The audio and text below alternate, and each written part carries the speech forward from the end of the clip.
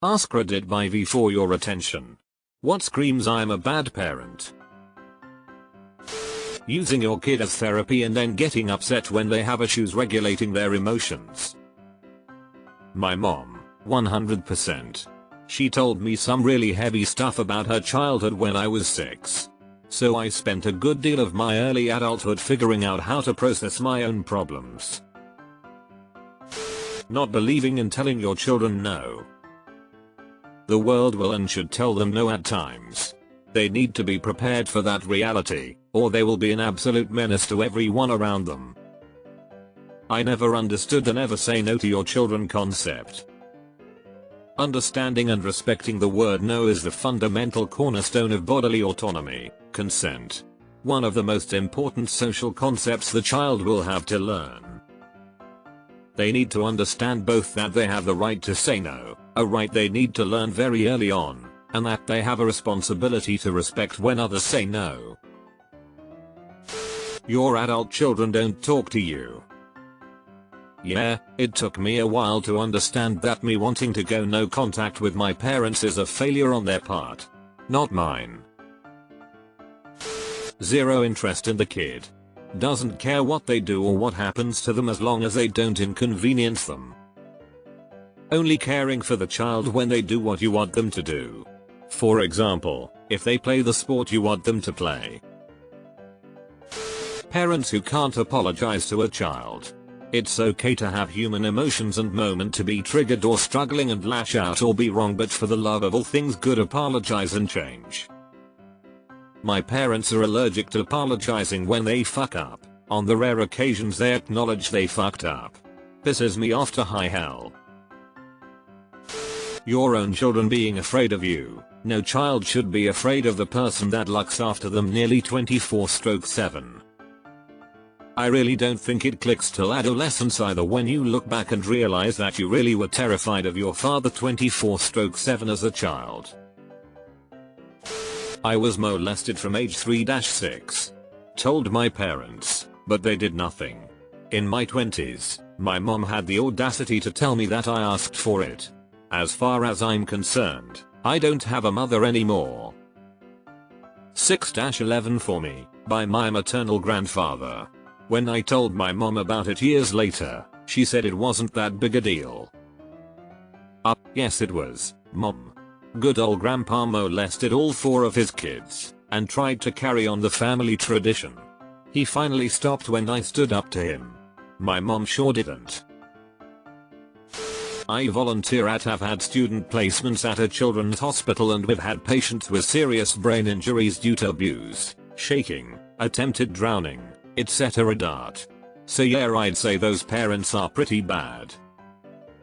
When I was maybe 9, we lived in some apartments. One night I heard a baby crying and crying, but it sounded like it was outside.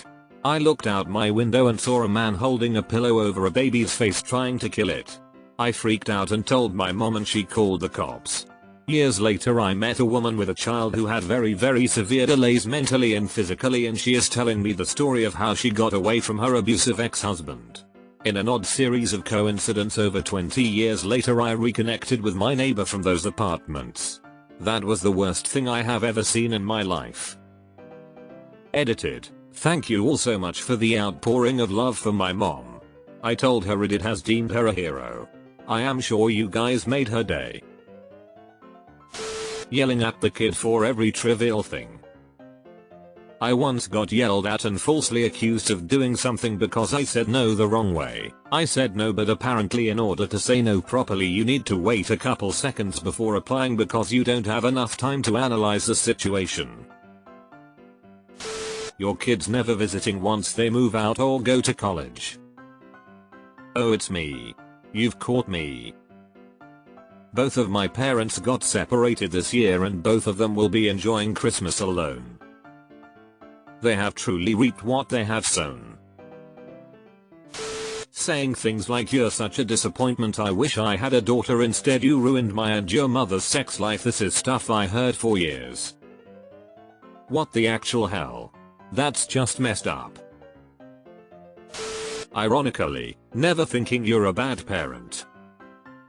I was assigned to arrange a free parenting with love and logic course a bit late in the evening for our school. I thought given the time the class was, lots of parents of some of the challenging kids who work, could make it to the class. Within a very short time, the class was full. I attended the class too and noticed the parents I saw were either teachers or parents of well-behaved kids. I felt so naive to think parents of naughty kids would even bother to show up. This still makes me sad to this day. You're the reason I'm stuck with your father. Sure mom, sure. My favorite response to that is, I didn't pick him, you did. Saying you're too young to be depressed and ignoring red flags from mental illnesses. This as well as punishing your kids for self-harming or being suicidal, instead of not getting them any kind of help. Never saying sorry to the kid when the parents make a mistake. This. My mom has extreme accountability issues. Nothing is ever her fault. I'm 43M, and after therapy this year I finally confronted her about the abuse I suffered as a kid, emotional from her, and physical from my dad. You know what she told me? That my behavior was the reason she and dad had marital problems, and if I had just tried to be a better kid, the whole family could have been happier. I'm very minimal contact with her for so many reasons. Blaming your own mistakes and regrets on your kids. And on the flip side, living vicariously through your children because of your own mistakes and regrets. IDK if this really screams it, but I absolutely hate when adults tell other adults their children's shameful secrets for no reason, even strangers. It tells me those children probably don't feel like they can trust their parents. This was my mom. She knows absolutely nothing about my personal life now as an adult. I don't tell her anything I wouldn't feel comfortable telling a stranger. Demeaning your children as means of punishment. The shame game. Brutal. Triangulation. After divorce, one of our parents immediately weaponized our relationship against the other. I'm 32 and still unweaving all of the details in my brain. Edit. It hurts my heart to know so many can relate. But it warms my heart to be reminded that I'm not alone. My mom did this big time with us. Behave or I'll send you to your father's was a threat as a kid. Never really knew my dad or why they got divorced. He's dead, so I know I'll never get the actual reasons or facts on it. Edit. To clarify, mom didn't kill him. They divorced, then he died years later. Making your child think they aren't good enough. My mom once told me you're a screw up and you'll always be a screw up. I still think about that every time life isn't going my way or I'm feeling bad. Treating your son as the man of the house because you're single. Goes right up there with treating your oldest daughter as the stand-in mom because you're single. Always believing they're right because they're the adult and therefore not letting the child have any say. If I had a dime for every time I heard this as a kid, I'd have had my therapy paid for well into my 40s. Treating your kid as your therapist. My mom found a love note to my dad from his mistress, which included a condom. That day, she picked me up from school, 9th grade, drove a few minutes down the road in an angry silence, then suddenly pulled over and thrust this letter in my face. She then proceeded to come into my room, crying, a number of times over the next couple of years to tell me about their problems and the divorce. Meanwhile, just after the divorce, my dad used me as his relationship therapist with his mistress turned girlfriend. At one point I snapped and yelled, I've never even been on a date. How would I know about any of this? Automatically dismissing and invalidating many of your child's opinions because you think since they're a child, they don't know anything. Yes, they're not always right, but they are still people and should be treated with respect. Adding to the respect factor, saying a child has to respect you first no matter what cause. Respect your elders. Like, what if the elder in question is being a straight up asshole? Using children as pawns in divorces or separations. My niece's father just called his 7-year-old daughter to tell her to make her mother apologize for blocking his number last night. He is upset she won't listen to him scream at her. Kids are opening presents and he's screaming vulgarities at his daughter. Dad of the year right there. So yeah, I couldn't agree with you more. Telling your kid that you need them only for their money in the future. One day we will all live on the same plot of land so that you can still take care of me. I've got a life to live. Stop holding me back with your already health issues you cause yourself because you've been deadbeat for the past 20 years, Mom. Deleted. Or social media in general.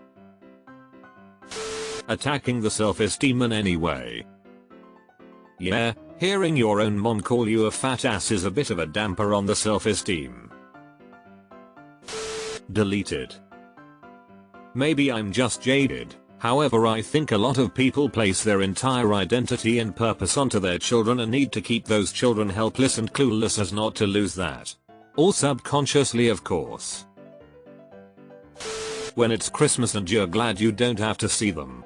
When the best gift they can give you is their absence.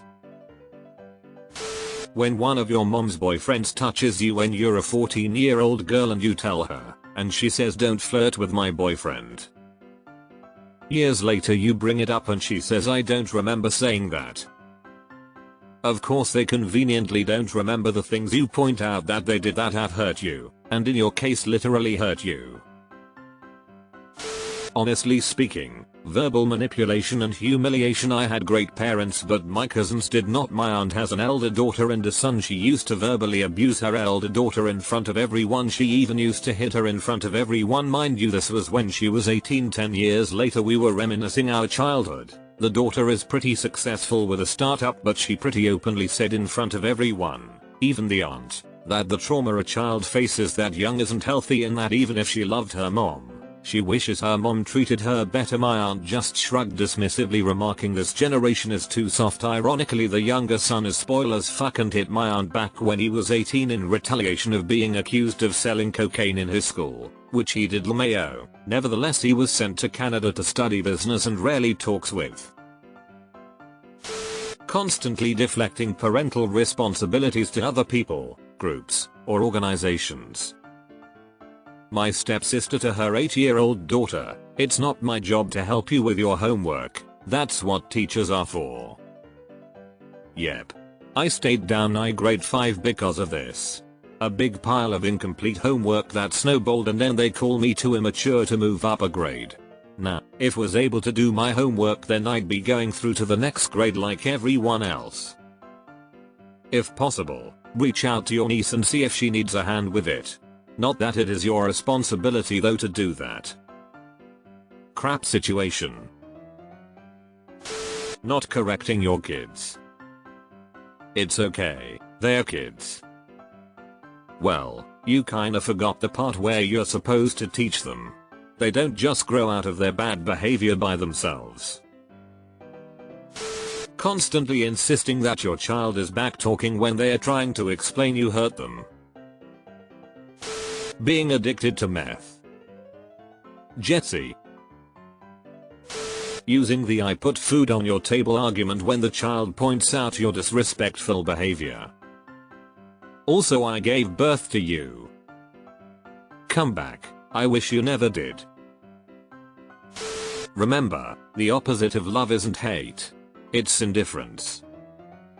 If you see kids being neglected, or ignored, or not cared about at all, that's a good indication that their parent isn't good. Hugging your kid while only ever looking at other people's reaction and the kid doesn't quite look that comfortable with it. Hugging the kid in a manner which looks like theater performance basically rather than actual affection.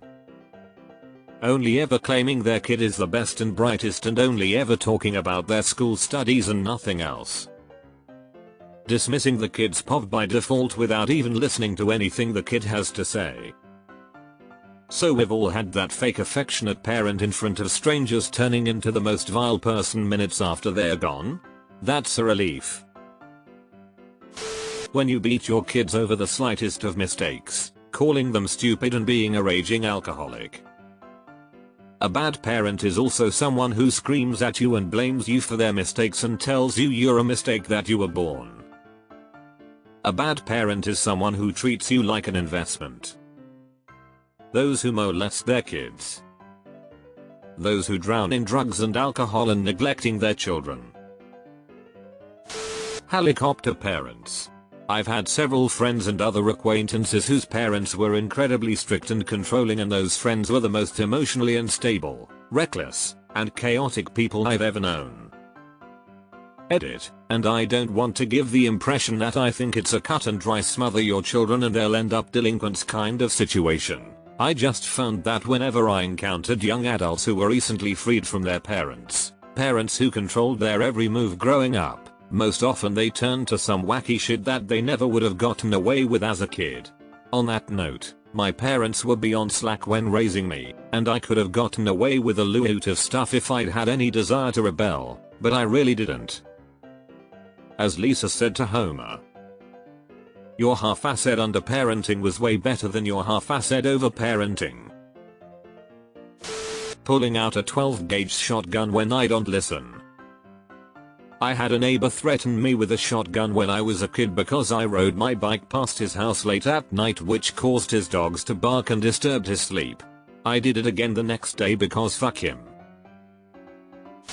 Having too many kids or more than you can afford and raise yourself, so you make the older child or children take care of the little ones so they stop being children because they have to be like a second set of parents. It's not fair. Downplaying their mental health struggles and taking years to realize that your child is suicidal and desperately needs help. Adding to this, completely ignoring the doctors in the hospital begging to get yourself and the child evaluated because there's nothing wrong. My kid just did this cause she's mad at me. 6 different times. Leaving your kid home while the rest of your family goes to France for Christmas. I mean, if you do it once it's a mistake, hopefully it won't happen again. Telling your kid I wish you were never born when they're suicidal and saying they wish they were dead. Teaching my parents will kill me if I don't fix this soon enough instead of I wonder if my parents could help me with this. Edit, guess we all have this experience in our childhood, man, anxiety really sucks. Being a helicopter parent. Let your kids experience failure, let them make mistakes, let them get hurt, mildly. That is how they learn. Let them make their own choices. You don't have to let them choose which of 20 shirts they want to wear, but give them 2-3 appropriate options and let them choose. My philosophy is let kids get hurt, don't let them get injured. Using the saying, I brought you into this world, I can take you out of it.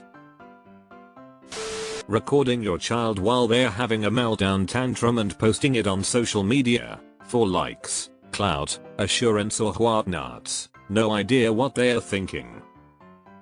Instead of helping them to regulate their emotions and understand what causes the emotion, how to deal with it, and that there are appropriate ways to communicate your feelings. My parents did this to me once. They took me out in the yard and hosed me down until I was cold, shivering and crying. Then my dad got out the video camera and filmed me telling me he was gonna show everyone just how much of a bitch you are. The next day we had people over and my dad showed it to everyone by accident while playing home movies. This is the same group of families we still spend all the holidays with and I still struggle to be around them.